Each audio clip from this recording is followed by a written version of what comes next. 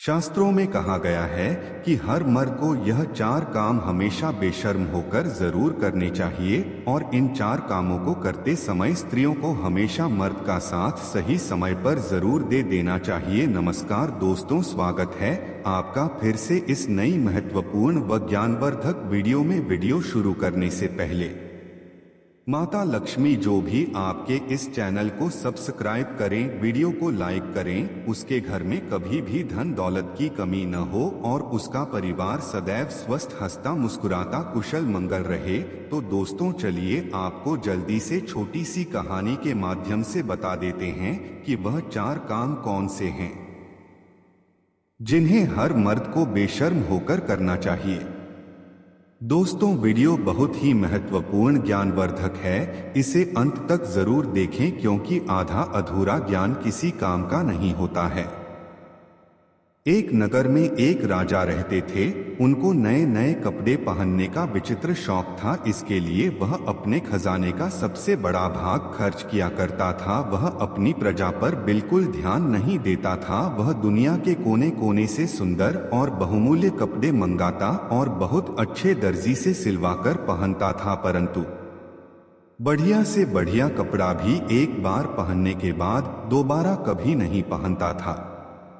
राजा के इस व्यवहार से राज्य की आर्थिक दशा पर बुरा प्रभाव पड़ रहा था। राजा के स्रोत का पता एक ऐसे आदमी को लगा जो अपने काम में बहुत होशियार था। एक दिन वह 3-4 आदमियों को साथ लेकर राजा के दरबार में उपस्थित हुआ। उसने राजा को अपना परिचय देते हुए कहा कि वह दुनिया के बड़े बड़े राजाओं के कपड़े सिल चुका है। दर्जी ने विस्तार से अपना परिचय देते हुए बताया कि किस प्रकार चीन, जापान, अमेरिका और इंग्लैंड देश के राजाओं ने उसके सिले कपड़े पहनकर उस पर पुरस्कारों की बौछार की, जिससे वह मालामाल हो गया है। राजा ने कहा, दर्जी हम भी तुम्हें मालामाल कर देंगे, अब तुम बताओ तो मेरे लिए कैसा कपड़ा बनाओ। दर्जी बोला, हुजूर मैं आपके लिए ऐसा कपड़ा तैयार करूंगा जिसे मूर्ख, बेईमान और अन्याय नहीं देख सकेगा। ऐसा कपड़ा दुनिया में किसी राजा महाराजा के पास नहीं है। राजा बोला, बेशक तुम मेरे लिए ऐसा कपड़ा तैयार कर सकते हो। दर्जी बोला, परंतु हुजूर का मैं स्वयं अपने हाथों से बनकर तैयार करता हूँ। राजा ने उतावले होकर पूछा, दर्जी ऐसी पोशाक तुम मेरे लिए कितने दिनों में तैयार कर सकोगे? दर्जी बोला, हुजूर लगभग 1 या 1.5 महीना तो लग ही जाएगा। राजा ने कहा, मैं तुम्हें 2 महीने का समय देता हूँ, इसके लिए हमें तुमको क्या मूल्य देना पड़ेगा? दर्जी बोला, हुजूर 50,000 पहले दे दीजिए और 1 लाख कपड़ा पसंद आने पर दीजिएगा। उसी क्षण दर्जी को 50,000 देकर कपड़ा तैयार करने के लिए एक अलग जगह की व्यवस्था करा दी गई। दर्जी अपने 3-4 आदमियों को लेकर उस जगह आराम से समय काटने लगा। कुछ दिनों बाद राजा ने अपने दरबारी को दर्जे के पास भेजा। दरबारी वहां पहुंचा और देखा कि वे सब बड़े आराम से सो रहे थे। दरबारी ने दर्जी को जगाकर पूछा, कितना कपड़ा तैयार हो गया? राजा ने मुझे देखने के लिए भेजा है। दर्जी एकदम चौंक कर उठा और बोला, आइए मैं आपको दिखाता हूँ कि कितना कपड़ा तैयार हो चुका है। दर्जी ने एक अलग कमरे में दरबारी को ले जाकर करघे पर कपड़ा बुनने का अभिनय करके दिखाया। देखिए कितना सुंदर कपड़ा बुना जा रहा है। किंतु दरबारी को तो वहां न कपड़ा न करघा कुछ भी दिखाई नहीं दे रहा था। दरबारी भौचक्का रह गया। वह सोचने लगा कि कपड़ा तो दूर रहा, मुझे तो हथकरघा भी दिखाई नहीं दे रहा है। अब दरबारी को दर्जी की वह बात याद आई कि जो मूर्ख, बेईमान और अन्याय होगा उसे यह कपड़ा दिखाई नहीं देगा। क्या मैं ऐसा ही व्यक्ति हूँ? दरबारी सोचने लगा। विवश होकर उसने कहा, वाह वाह, सचमुच बहुत सुंदर कपड़ा तैयार हो रहा है। राजा ने जब इस बात को सुना तो वह बहुत खुश हुआ। उसने दर्जी और कारीगरों की सुविधाओं को और बढ़ा देने का हुक्म दे दिया। 1 महीने बाद राजा ने अपने मंत्री को दर्जी का काम काज और कपड़ा देखने के लिए भेजा। मंत्री के आने की सूचना पाकर दर्जी ने अपने आदमियों को सतर्क कर दिया। मंत्री जब दर्जे के पास पहुंचा तो वह अपने आदमियों के साथ कपड़ा काटने और सिलने का अभिनय कर रहा था। देखें मंत्री जी, कितना सुंदर कपड़ा और कैसी सुंदर पोशाक तैयार हो रही है। दर्जी ने हवा में हाथ मारते हुए मंत्री को दिखाया, किंतु मंत्री बेचारा हक्का बक्का। उसने देखा कि दर्जी कैंची चला रहा है पर पड़ा है ही नहीं। एक कारीगर सुई से सिलने का काम कर रहा है, परंतु उसके हाथ केवल अभिनय कर रहे हैं। हुई दिखाई दे रही है और न धागा न कपड़ा। मंत्री ने सोचा, मुझे कुछ दिखाई क्यों नहीं दे रहा है। उसे दर्जी की बात याद आई, जो मूर्ख, बेईमान और अन्याय होगा उसे यह कपड़ा दिखाई नहीं देगा। उसने सोचा, क्या मैं मूर्ख, बेईमान और अन्यायी है? यदि राजा को यह पता चल जाएगा तो वह मुझे फांसी पर लटका देगा। विवश होकर मंत्री ने भी दर्जे की हाँ में हाँ मिलाई। वाह वाह, सचमुच बहुत सुंदर कपड़ा है। दर्जी के पास से लौटकर मंत्री ने राजा को बताया, सचमुच ऐसा सुंदर बहुमूल्य कपड़ा ना मैंने कभी देखा था न कभी सुना था। यह सुनकर राजा बहुत खुश हुआ। दूसरे दिन दर्जी पोशाक तैयार करके दरबार में उपस्थित हुआ। आइए महाराज, पहनी है यह पोशाक। कितना सुंदर और बहुमूल्य कपड़ा हमने आपके लिए तैयार किया है। राजा भी भौचक्का रह गया, क्योंकि उसे कोई कपड़ा दिखाई ही नहीं दे रहा था। उसने सोचा, क्या मैं मूर्ख, बेईमान और अन्याय हो? विवश होकर उसने भी वही कहा जो मंत्री और दरबारी ने कहा था। सचमुच ऐसा कपड़ा मैंने न कभी देखा था न कभी पहना था।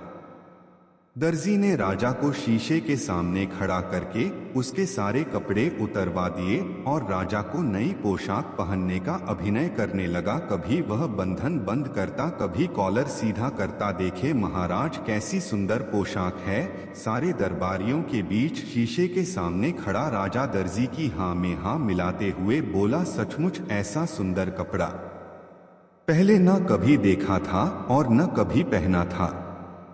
राजा ने तुरंत 1,00,000 रुपए दर्जी को और देने का हुक्म दिया। दर्जी रुपए लेकर अपने आदमियों सहित 9-2-11 हो गया, यानी भाग गया। राजा के कपड़े प्रजा को दिखाने के लिए एक बड़े जुलूस का प्रबंध किया गया। पूरी प्रजा राजा के नए कपड़े देखने के लिए बड़ी उत्सुक थी।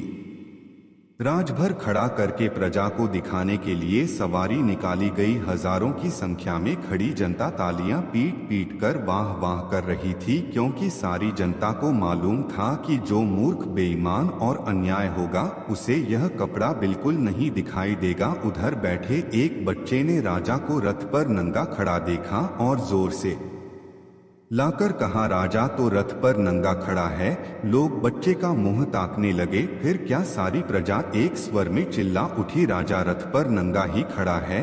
अब राजा को भी अपनी मूर्खता का एहसास हुआ। वह लज्जा के मारे मानो धरती में गड़ गया। यह वही समय था जब राजा पूरी तरह से शर्म से नीचे झुक चुका था। वह इस घटना से बहुत कुछ सीख चुका था और उसने एक योजना बनाई। उसने अपने सारे राज्य में ध्वनि पटवारी दी कि कल राज दरबार में एक जरूरी मीटिंग है, जिसके लिए उसके राज्य की पूरी प्रजा राजा के राजमहल में सुबह सुबह आ जाए। अब पूरे राज्य में ध्वनि पीट दी गई कि कल राजा एक बहुत बड़ी सभा नियुक्त करने जा रहे हैं। उसमें हर एक व्यक्ति का जरूरी है। यह सब सुनकर राज्य की सारी प्रजा बहुत सोच विचार में पड़ गई कि कल तो राजा इतनी शर्म से अपना सिर नीचे किए हुए खड़े थे और आज हम सभी को अपने राज्य में पता नहीं क्यों बुलाया है। कहीं हम लोगों से हुई गलतियों की हमें सजा तो नहीं दी जाएगी। लेकिन फिर भी राज्य की सारी प्रजा राजा के राज दरबार में सुबह सुबह हाजिर हुई। तब राजा ने कहा कि मेरी बात सभी लोग ध्यान से सुने। यह बात आप लोगों के लिए बहुत ही ज्यादा महत्वपूर्ण है। जो कल मेरे साथ हुआ है, इससे पहले भी मेरे साथ बहुत सारी घटनाएं घट चुकी है, जिन सभी के बाद मैं आप सभी लोगों से कुछ बताना चाहता हूं और आप सभी लोग कृपया ध्यान से सुने। राजा साहब ने कहा कि योग चाहे जो भी हो, चाहे वह कलयुग हो, चाहे वह त्रेता युग हो या फिर द्वापर युग हो या फिर सतयुग हो, कोई भी योग हो, कभी भी हो, यह 4 काम मर्दों को हमेशा बेशर्म होकर करने चाहिए। और स्त्रियां भी ध्यान से सुने कि इन 4 कामों में करते समय स्त्रियों को हमेशा मर्द का साथ सही समय पर जरूर दे देना चाहिए। दोस्तों, यह बात आप सभी लोगों को अपने जीवन में जरूर उतार लेनी चाहिए। यदि आप लोग अपने जीवन में यह 4 काम बेशर्म होकर करने लगते हैं तो आपको सफलता जरूर मिलेगी। आपको धनवान करोड़ पति बनने से कोई नहीं रोक सकता। आप अवश्य ही धनवान और मालामाल हो जाएंगे। आप और आपकी पत्नी अपने जीवन में सदैव खुश रहेंगे। चलिए बताते हैं कि राजा साहब ने अपनी प्रजा से क्या कहा और कौन से 4 काम बेशर्म होकर करने के लिए कहते हैं। चलिए जानते हैं। सबसे पहला काम जो कि सबको बेशर्म होकर जरूर करें ना चाहिए, वह कहते हैं कि मर्दों को अपनी पत्नी के साथ संबंध बनाने में शर्म नहीं करनी चाहिए, क्योंकि यदि आप ऐसा नहीं करते हैं तो आपकी पत्नी आपसे कभी खुश नहीं रहेगी। क्योंकि जब आप पत्नी को संतुष्ट नहीं कर पाएंगे तो फिर आपका शादीशुदा वैवाहिक जीवन खतरे में पड़ सकता है और आपकी पत्नी किसी गैर मर्द से गलत काम करने के लिए मजे दूर हो जाएगी और वह ऐसा कर भी सकती है। फिर राजा साहब ने दूसरे काम के बारे में बताया जिसे भी बेशर्म होकर करने को कहा है। राजा साहब ने कहा कि यदि जो लोग खाना खाने के दौरान शर्म महसूस करते हैं या फिर चाहते हुए भी खाना नहीं मान पाते हैं, वे अक्सर भूखे ही रह जाते हैं। ऐसे में राजा साहब का कहना था कि जब भी व्यक्ति भोजन करने बैठे तो पेट भरकर भोजन करना चाहिए। आधे पेट भोजन कभी भी नहीं करना चाहिए। विशेषकर जब किसी के यहाँ अतिथि बनकर जाएं तो भोजन करते समय शर्म न करें, नहीं तो आप स्वयं ही भूखे रह जाएंगे और अपने स्वास्थ्य के साथ खिलवाड़ करेंगे। राजा साहब अपनी प्रजा से बताते हुए कहते हैं कि जीवन में धन दौलत और पैसों का बड़ा ही महत्व है, क्योंकि पैसों की कमी के अभाव से जीवन और परिवार को चलाना असंभव है। ऐसे में पैसों के लेन देन में कभी भी शर्म या फिर झिझक नहीं करनी चाहिए।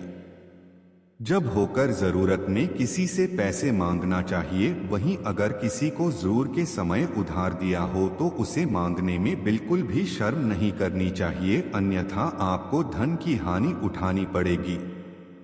चौथी बात को बताते हुए राजा साहब कहते हैं कि कोई भी इंसान यदि सही तरीके से और सही वक्त पर या कुछ काम कर ले तो वह रंग से भी राजा बन सकता है। इस बात पर ध्यान दीजिएगा कि आजकल के युवा अपने शिक्षकों या मार्गदर्शकों से ज्ञान तो ले लेते हैं, लेकिन अपने मन की जिज्ञासाओं को, यानी कि जो उनके मन में सवाल उठ रहे होते हैं, उनको गुरु शिक्षक या फिर मार्गदर्शक से पूछने में शर्म या झिझक महसूस करते हैं, जिनके चलते वह कई जगह विफल हो जाते हैं।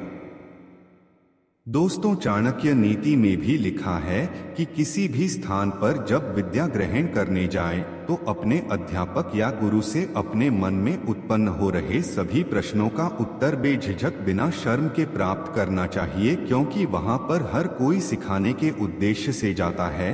और यदि आप वहां पर जाकर भी अपने गुरु से कोई भी सवाल पूछने में ही शर्मा करेंगे और अपने आप के प्रश्नों का हाल शर्म की वजह से नहीं प्राप्त कर पाएंगे, तो आप अपने जीवन में कभी सफल नहीं हो सकते हैं।